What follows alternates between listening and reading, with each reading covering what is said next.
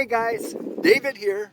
Welcome to Digital Outlook, where you're gonna find the best community in all of crypto. In today's video, it is gonna happen suddenly. So guys, without further ado, why don't we get to it?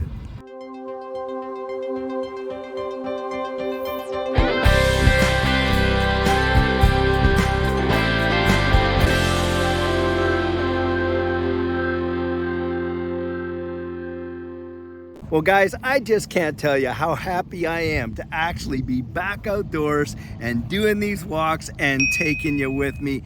Life is truly meant to be lived and enjoyed. And I'll tell you what, we can enjoy a lot of these things in this digital asset system along with being out here in nature. And I would encourage you, look, a dream isn't just something that happens, on a specific date. Sometimes, certain parts of your dream are, but a dream is something you live. And I'll tell you what, get out there, enjoy your kids, enjoy one another, get out there in nature and dream and live the dream while you have the dream, if you know what I mean. Anyway, guys, I just want to say how grateful Judy and I were again with what happened there at the XRP conference. It was truly amazing, but it just reminded me, listening to all of those folks that were up there talking about this ecosystem, where it's going, what it's doing, and all that it's accomplished thus far.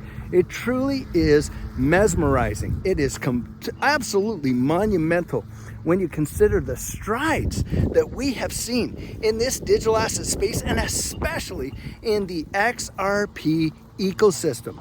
There you've got Ripple out there. Now consider this. How many companies in the world are legitimately working for the evolution of money? Now that's big. I'll tell you what. You've got all these nation states approaching Ripple saying, hey, we want you to assist us in developing our central bank digital currencies. And of course, they're sitting on the Digital Pound Foundation. They're sitting on the Digital Dollar Foundation. And the ecosystem is just growing in leaps and bounds. In fact, Ripple had come out and said, hey, we got more than 20 nation states that are out there right now asking us to assist them in developing their central bank digital currencies. And just this past week, I was reporting how Ripple was ranked #1 for the development of central bank digital currencies. Now guys, I should tell you, that in and of itself should say absolute volumes. And why is that?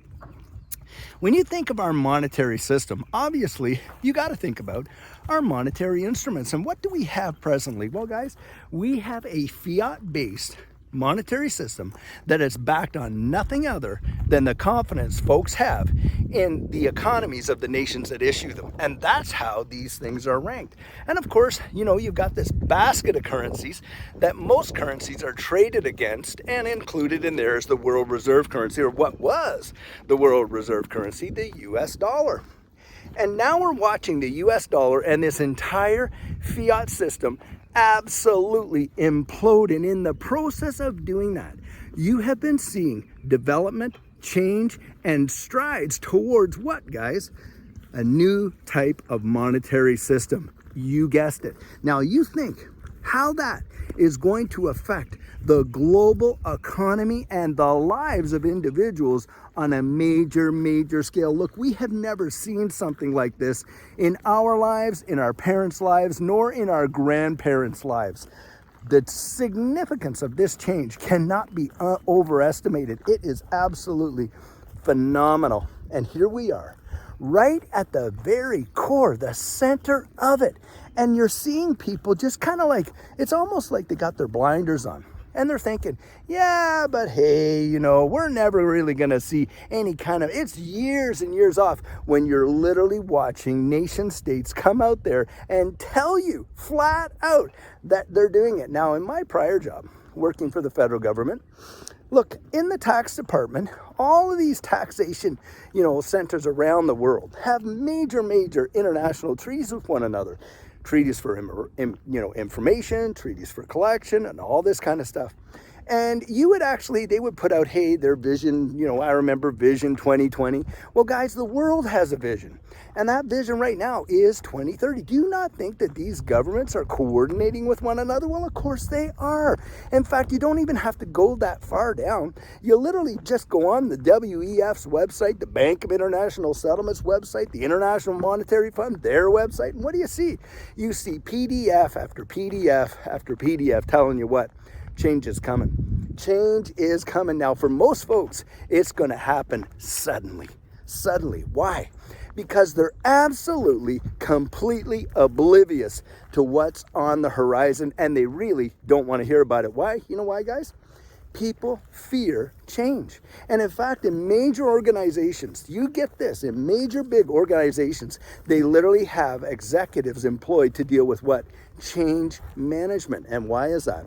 Because the way change is managed in terms of how it's deployed, information that gets out there, how you get the buy-in to those changes, it's a big, big deal. Because psychologically, we know people are not accustomed or welcoming of great change because of how it affects their lives. Most people really do fear that because, of course, it upsets the apple cart, as they would say. It's not the norms that you expect as in times past. It's not the way we've always done it kind of deal and that kind of stuff. And it kind of scares them because they think, hey, am I going to be out of a job? What about where I'm going to live? How's this going to affect me on a long-term basis and that kind of stuff? And now what we've got going on with the introduction of central bank digital currencies, of course, is the great fear of social control. And hey, that's a legitimate fear because, of course, we got folks out there who are right now talking about adding like a fourth element to monetary instruments.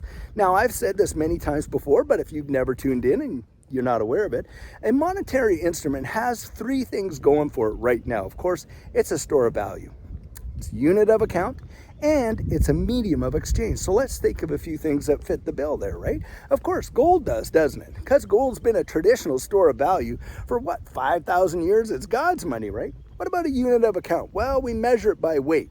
So better believe, gold definitely has a unit of account. And what about a medium of exchange? You better believe it's God's money, right? You can use it practically anywhere on earth.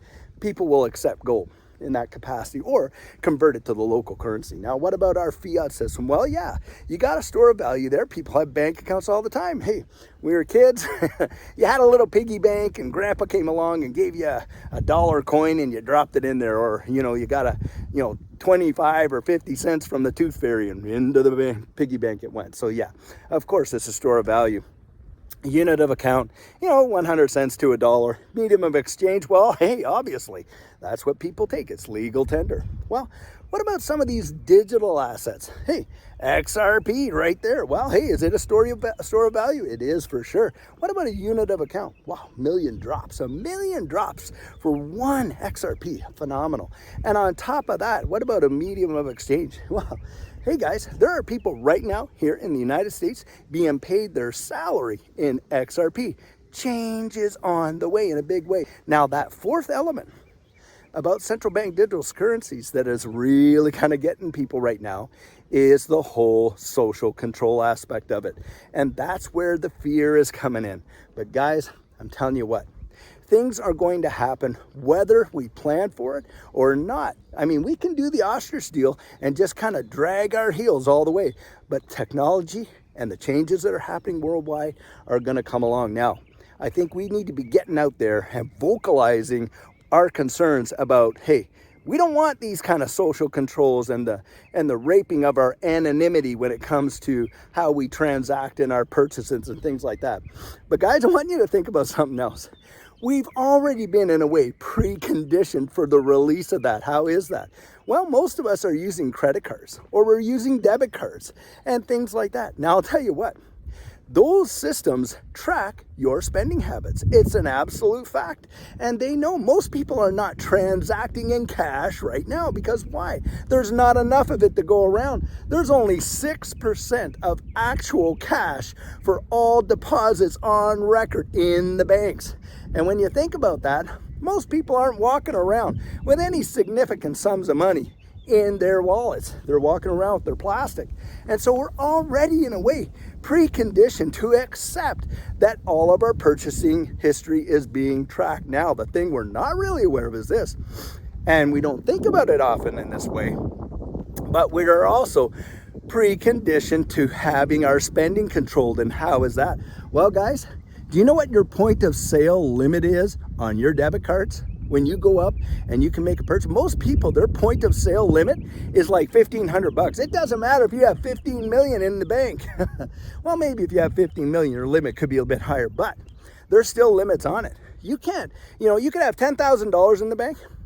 You take your debit card down there to Target, you're not going to be able to approve a $10,000 purchase while getting on the phone with your bank.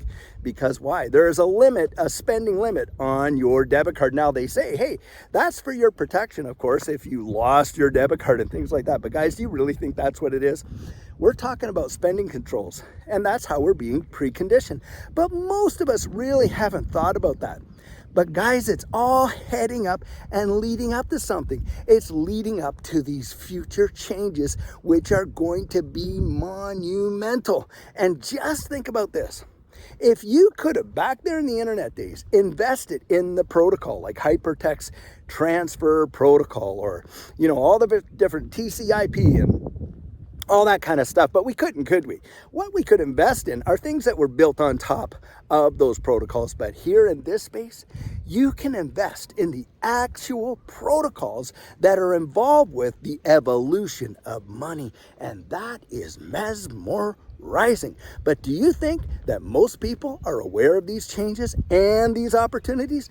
Absolutely not. And that's why a majority of them are going to be absolutely gobsmacked when it comes to pass. And for most folks, it's going to be like, hey, what we're talking on right now.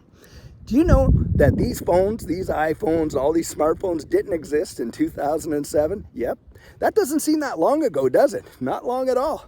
And yet here we are. Look how integrated and fundamental these tools are in our day-to-day lives. Heck, it's like having another appendage, and if you don't have it on, you just kind of feel vulnerable and kind of out of touch and unable to connect.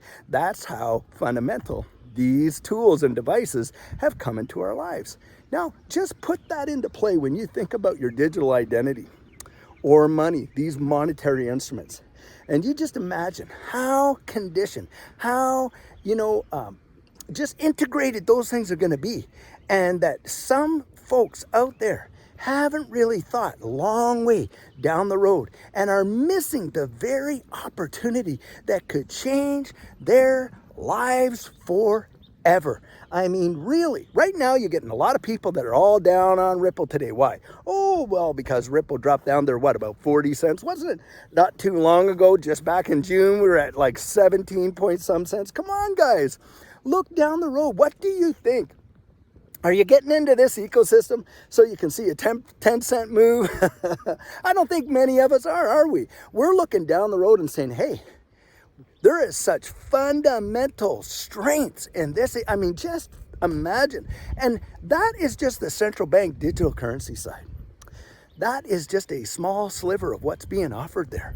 Because guys, remember this, that Nostro Vostro and the cross-border payments thing that we're talking about and the freedom of all that liquidity is going to be monumental as well. And hey, you know what?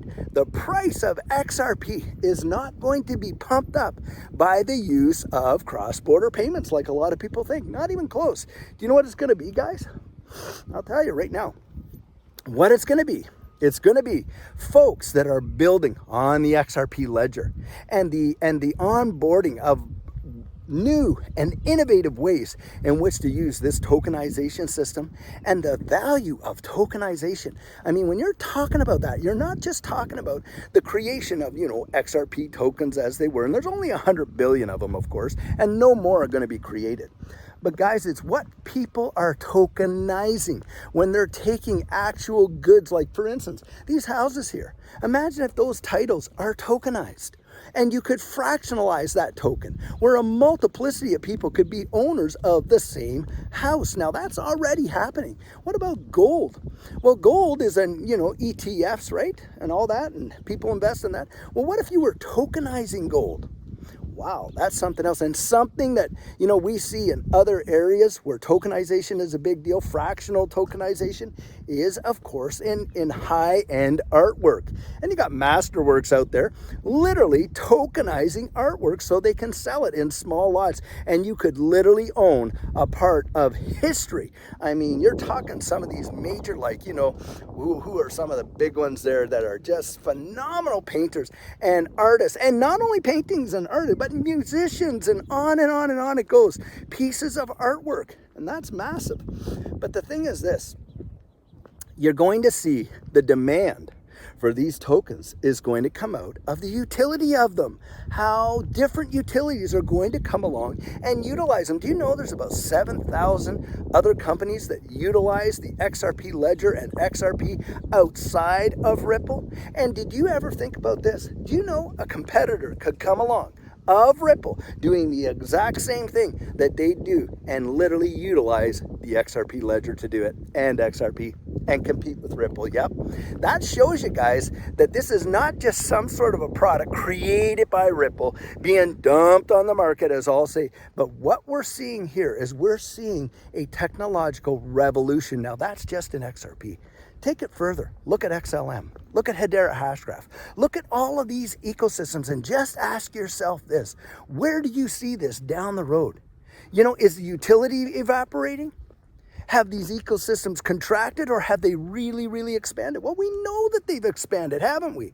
So just because we're not seeing the translation of that in price does not mean that's always the way it's going to be. Technology has a way of kind of going tinkle, tinkle, tinkle, slow, slow, slow, slow, then absolute boom, flood. It's on you like a bad habit. And that's what I think we're going to see. It is going to happen suddenly. You're going to see. Now, you think about in that capacity, a little crack in the dam and just the water just starts going, going, going. But when that dam bursts, I'll tell you, it happens fast, and it happens in a very furious and fast way. And that's what we're going to see. And folks are going to be like this, you know. Most folks using the technology that I'm holding in my hand right now are using it seamlessly. They just transition seamlessly to it. It is going to happen just like that. And guys, you want to be there. You want to be prepared. Don't get discouraged in the day of small beginnings. Absolutely don't let that happen to you. Because I'm going to tell you what, there are people that are going to kind of FUD you out as much as they can. Why? Because there's a lot of people out there. They're looking to poach holes in anything just to kind of get an audience. And you got to look at it like this. Hey, look, they don't want to believe it. That's fine. Don't believe it. I'm seeing it for myself, for my children. I'm seeing it from the eyes of life, having lived it. Now, I'm 55. Like, I got more life probably behind me than I do ahead of me. But the reality is this: how many of us at this age have experienced some major transitions in the world that we just let slip right by because we were just totally oblivious to it, right? We watched computers come in. We watched the social media craze, I should even go back a little, the beginnings of the internet, right? The social media craze and all that kind of stuff. And a lot of us were just kind of like going with the flow, but we absolutely missed the opportunity. The ones that were right out there on the front lines, the innovators, those risk takers, those ones that could see, wow, did they ever become the champions of what we have today? Elon Musk, hey, the guy started PayPal. He saw a need, one that wasn't there right at the time, but he created an atmosphere for that need to come to pass, didn't he? And that is what happens when you're dealing with, this kind of stuff. Just think of the Rockefellers back there when they were drilling for oil, and a bunch of them like those guys, right? Hey, were there cars around when they started off? No, there weren't. Do you know what they were talking about in the newspapers back then? A shortage of whale blubber, yep. Because that's the fuel that was mostly being consumed in households. But look, some people had that vision to look forward and to see the innovation that was coming and what would inventions and all of that was going to come down the line. And sure enough, it did. And what happened? Wow, they became the crafters of this new world, the way in which the world works today. I want a seat at that table. I'm sure some of you guys want a seat at that table where we are actually innovators, where we could get out there and really see change in the world in a positive, in a dynamic way that brings liberty to a lot of folks. And this space, I think, has an answer for that. And we're right there. We're on the threshold. And I'm telling you, just because someone gave up on their dreams, don't you let them talk you out of yours. Just keep believing. I'll tell you, there is something to be said about having faith in the future, having faith in some of these changes that are coming about, having a constitution and what makes life really, really worth living. That is powerful. And don't let someone rob you of that. Do you know if Edison, wasn't it Edison that did the light bulb? The guy had gone through how many filaments before he actually nailed it? And tell you what, if he hadn't have done that, he wouldn't have found out what he did. Now, hey, look, we all have, these issues. I mean, I know I've heard it all about, oh, this historic person, that historic person. My point I'm making is this: don't give up. Do not give up. Don't stop taking shots, no matter how much rejection you get. Or when people try to talk you and poo-poo out of it and all that, and you're like, well, yeah, maybe, I should be going after all of these Pepe coins and all this and that because they're really going. And that happens. People get talked out of their position and they start chasing another candle down the road there, right? Has the utility evaporated in these ecosystems? It has not. And that's what you need to focus on. Now, guys, I want to show you something else. I told you I'd show you another scene of the lake. Here it is right here. Wow, it is absolutely gorgeous. What a beautiful scene. And I'll tell you, it brings my heart a lot of joy to come down here. And plus, it also clears the mind, and I get to spend this time with you. So that's even extra special. I sure hope that I can get out there and do a whole lot more. I love these walk and talks. I'll tell you what, I really, really enjoy it. And you're a big, big special part of it for me as well, because I get to share my two best loves, my love of this ecosystem, to be able to share that, of course, the excitement, and my love of outdoors, and my love of people. That's for sure. So guys, I'll tell you what, just keep pressing on. It is going to be amazing. And the people that are absolutely oblivious, or those big naysayers, the day is going to come where it's been tinkering along. And then the dam is going to burst and boom, it is going to be on like Donkey Kong. Think of this, pull it out of this way. There old Noah was building that ark for like 100 years. And it's going to rain. No rain coming. And everyone poo-pooing him, making fun. One day the rain came, guys, and it didn't stop, did it? And that's what I think is about to happen here. The rain is going to come, and it is going to be something else, I'll tell you what. And I sure want to see you on that ark. Well, one way, guys, to be ready for change is to have a plan in place. And what our coaching program offers, that is where you and I can meet personally one-on-one for 1 hour over Zoom. And during that time, I share with you our personal journey in that last bull run and what enabled Judy and I to experience some amazing financial success. I share with you the mistakes we made so that you don't have to fall into the same pitfalls we did. We take a look at your portfolio and make sure that it's balance towards your goals, and we work together to develop your exit strategy. We can even get your assets off an exchange and onto a hardware wallet, along with delivering to you some amazing techniques that are really going to help you in this space. Now, the cost of that is $250, and if that's something that interests you, you write me right there at coaching@thedigitaloutlook.com, and we'll get you all booked in. So guys, this is the video I have for you today, and as always, I truly hope that you enjoyed it. Now, many of you know I'm not a financial advisor, and this isn't financial advice, but if you found value in it, if you'd hit that like and subscribe, I'd appreciate it. And hey, don't forget to drop your comments right down there in the comment section, and hit that notification bell so that you don't miss out on any of our regularly released videos. So guys, in the meantime, and in between time, stay safe, be blessed, and I'll catch you in the next one.